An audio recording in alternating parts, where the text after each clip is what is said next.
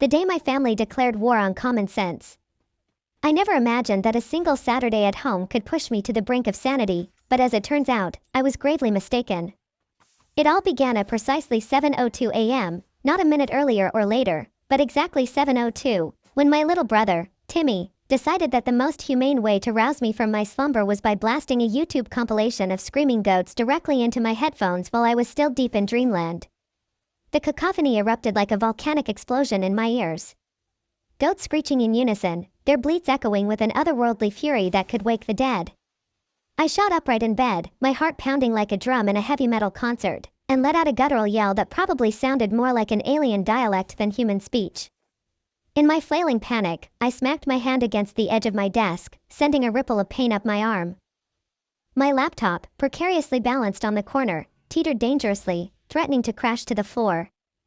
I lunged to save it just in time, but the near miss should have been my first warning sign of the impending doom.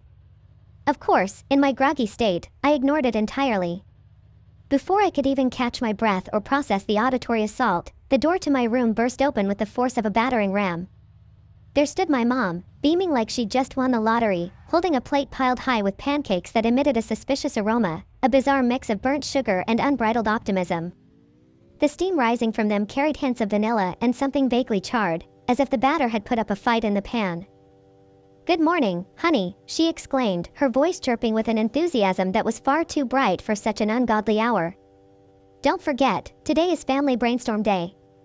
I froze, my brain still reeling from the goat symphony. The words hung in the air like a bad omen. Family Brainstorm Day? I repeated slowly, each syllable tasting like betrayal on my tongue. What fresh hell was this? I'd heard whispers of such events in the past, vague family meetings that devolved into chaos, but nothing had prepared me for the full onslaught. "Yes," she replied, her grin widening to reveal perfectly aligned teeth, a testament to years of orthodontic perseverance. "It's the day when we all come together as a family and brainstorm ways to improve our home. Ideas. Fun. Teamwork. It's going to be absolutely wonderful." I opened my mouth to object, to plead for mercy or at least a few more hours of sleep, but before a single word could escape, my dad appeared in the doorway like a magician's assistant. He was clutching a clipboard with a meticulously planned schedule clipped to it, the paper covered in his precise handwriting that outlined activities from 7 a.m. straight through to 11 p.m. His glasses perched on the bridge of his nose, and he adjusted them with a serious nod, as if he were about to deliver a TED Talk on household efficiency. "Now, listen up," he said, his tone commanding yet oddly cheerful, like a general rallying troops for a battle against disorganization. "We start with the kitchen reorganization at 7:15, move to the living room optimization by 8:30, and then we'll have a structured debate on the optimal family nap schedule around noon. Efficiency is key, people."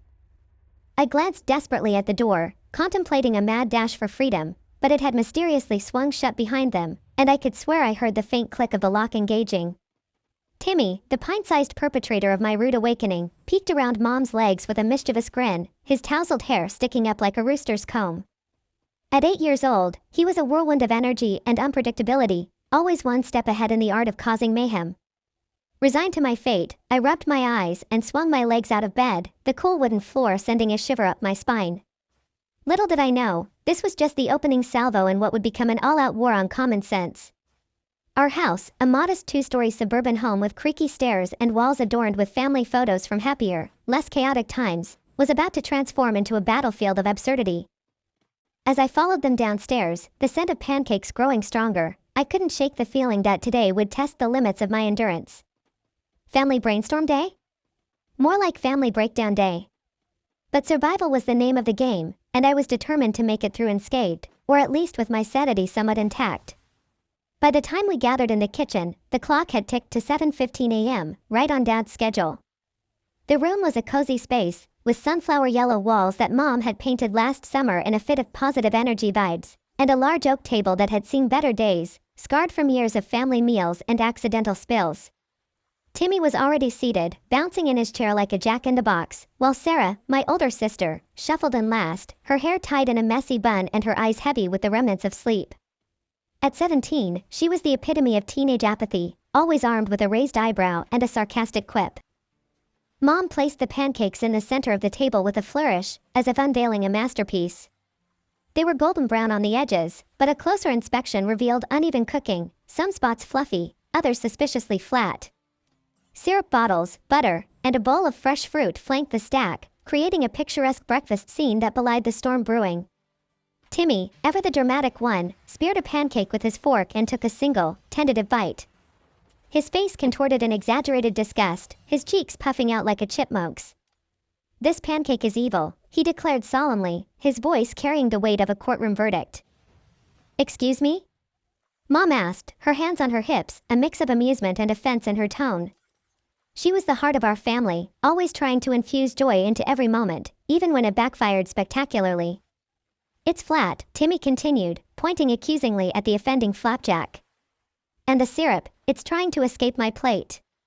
Sure enough, as he poured a generous helping, the amber liquid began to pool and trickle toward the edge, defying gravity in its bid for freedom. Before anyone could diffuse the situation with logic or laughter, Dad grabbed the syrup bottle and held it up like a scientific specimen. "Hold on a minute," he interjected, his analytical mind kicking into overdrive. Dad was an engineer by trade, and he approached everything in life with the precision of a blueprint. "We need a mathematical approach to pouring syrup. Who's with me on this?" Sarah raised an eyebrow, her signature move that conveyed volumes of skepticism. "You actually want to measure syrup? Like, with a ruler or something?" "Precisely," Dad replied firmly, undeterred. "Science demands precision. Chaos is the enemy, and uneven syrup distribution is a prime example of inefficiency. Let's calculate the optimal pour rate based on plate diameter and viscosity." What followed was a whirlwind of activity that transformed our kitchen into a makeshift laboratory. Dad rummaged through drawers, pulling out measuring cups, a stopwatch from his running gear, and even a protractor for reasons I couldn't fathom. Timmy, thrilled by the escalation, began experimenting on his own, drizzling syrup in wild patterns that resembled abstract art more than breakfast. Mom, ever the optimist, tried to steer things back to normalcy. "Okay, everyone, let's just eat and enjoy. Remember, this is about family bonding." But it was too late. By 7:45 a.m., the kitchen resembled the aftermath of a tornado attempting a Sudoku puzzle. Pancakes had been flung in fits of scientific testing, landing on counters, the floor, and even sticking to the refrigerator door. Syrup glistened everywhere like a golden warning sign, sticky tendrils connecting utensils and plates in a web of chaos. Timmy, in his enthusiasm, had managed to glue his hand to the counter with a paste made from powdered sugar and spilled milk, his giggles echoing as he tugged futilely. Sarah and I exchanged horrified glances. "This is what happens when Dad gets involved," she muttered under her breath, picking at her pancake with a fork as if it might bite back. Mom, surveying the disaster with wide eyes, cleared her throat and launched into a motivational speech. "Teamwork makes the dream work. Even in messes, we learn and grow together. Now, let's clean this up and move on to the next phase." Her words were impressive in their positivity, terrifying in their denial of reality, and completely useless against the sticky apocalypse we'd created. As we scrubbed and mopped, I couldn't help but wonder how the day could possibly get worse. Little did I know, we were just getting started. With the kitchen somewhat restored to order, though the faint scent of syrup lingered like a ghost, we transitioned to the living room by 8:30 a.m., adhering strictly to Dad's clipboard timeline. The living room was our family's central hub, a spacious area with plush sofas arranged in a semicircle around a coffee table cluttered with remote controls, magazines, and the occasional forgotten sock. Sunlight streamed through the large bay window, casting warm patterns on the hardwood floor, but the peaceful ambience was about to be shattered. The mission, as outlined by Mom, was to optimize comfort and functionality. What that meant in practice was anyone's guess, but it quickly devolved into a battle of wills. Mom kicked things off with her vision. "We need more throw pillows. They're cozy and add color. Imagine a sea of fluffy cushions, it's like hugging the room." Dad countered immediately, shaking his head. "Fewer throw pillows, if anything. They take up valuable space and disrupt the flow. We should calculate the ideal ratio based on seating capacity." Timmy, not one to be left out, jumped onto the sofa with boundless energy. "I want a trampoline. Right here in the middle. For jumping and fun." Sarah, slouched in an armchair with her phone in hand, groaned. "Can we just aim for peace and quiet?" That's impossible unless we all learn to levitate or something. I, trying to play the peacemaker, suggested a compromise. Why don't we just keep it as it is? It's fine.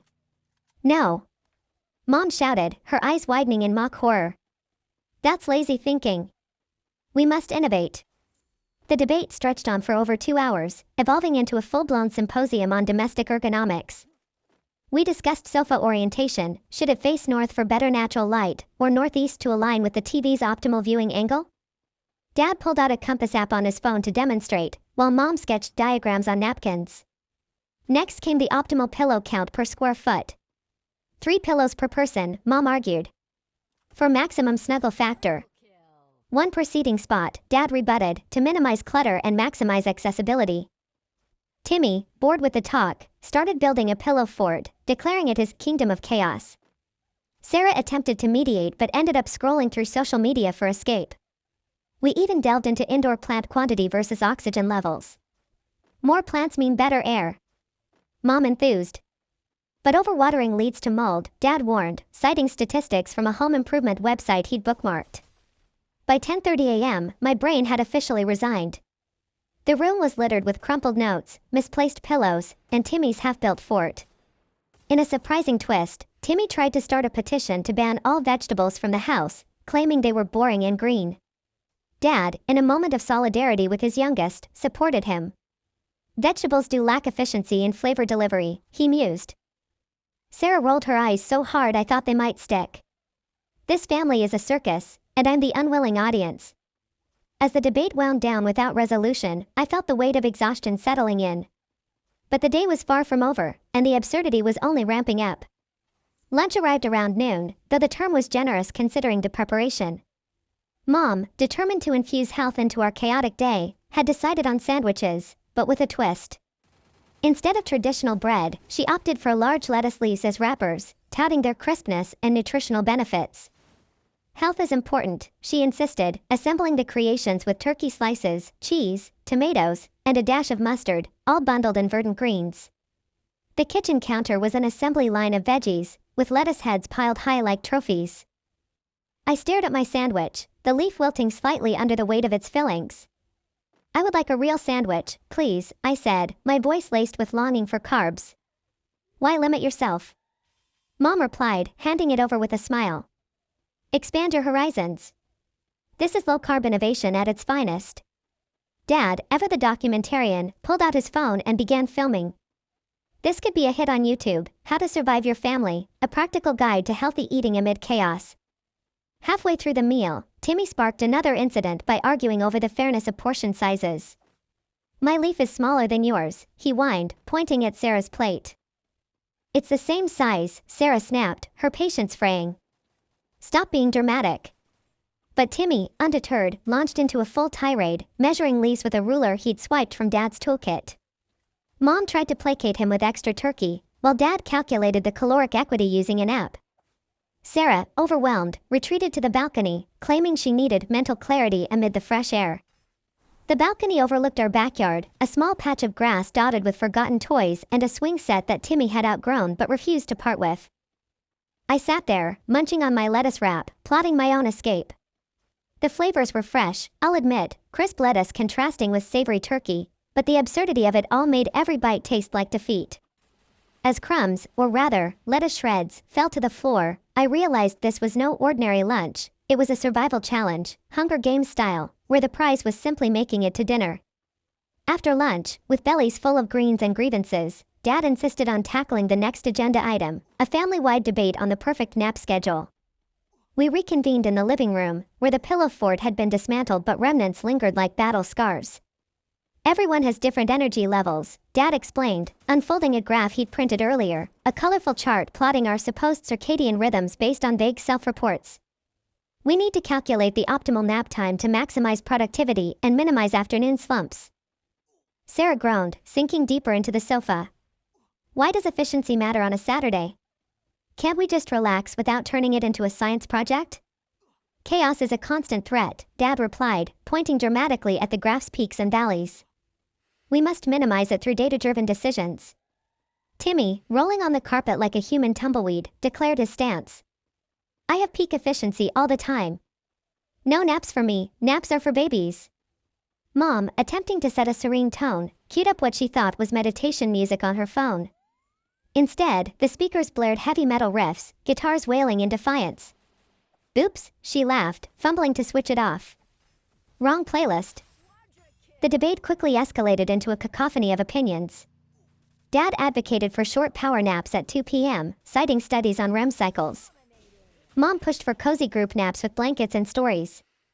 Sarah argued for individual freedom, let me nap when I want, or not at all. Timmy protested by staging a one-boy sit-in, chanting no naps. No naps. By 2 p.m., the room was a symphony of screaming arguments, bursts of laughter, and the occasional frustrated cry. I'd lost all sense of reality, my mind foggy from the constant barrage of ideas. We eventually agreed on a flexible schedule that satisfied no one, but at least it ended the discussion. As we dispersed for a brief respite, I collapsed onto the sofa, wondering if a nap was even possible amid the lingering echoes of discord. Timmy, however, wasn't done wreaking havoc. Feeling slighted by the nap mandate, even though it was optional, he staged what he called the cereal rebellion. Sneaking into the pantry while the rest of us recovered, he dumped every cereal box onto the kitchen floor, Cheerios, Frosted Flakes, Rice Krispies, all mingling in a crunchy mosaic. The sound of cascading grains drew us back like moths to a flame. Mom arrived first, her gasp echoing as she surveyed the spilled oats and puffs. Timmy. What have you done? This is to prove the pantry is inefficiently organized, he proclaimed, standing amid the mess with arms crossed. Cereal should be on the floor for easy access. Dad knelt down, calculator in hand. Let's calculate the exact cost in calories wasted. Each box has approximately. Mom, tears welling from frustration, mourned the loss. My poor oats, they were organic. Sarah, from the doorway, texted her friends frantically. Send help. Family going nuclear over cereal. I watched in disbelief as the house officially turned into a battlefield. Timmy was winning, his innocent mischief outmaneuvering our adult logic. We spent the next hour sweeping and sorting, turning cleanup into yet another team-building exercise. Undeterred by the cereal fiasco, Dad decided the sofa needed repositioning, again. Armed with a compass, protractor, and Timmy's toy ruler, he directed us like a film crew.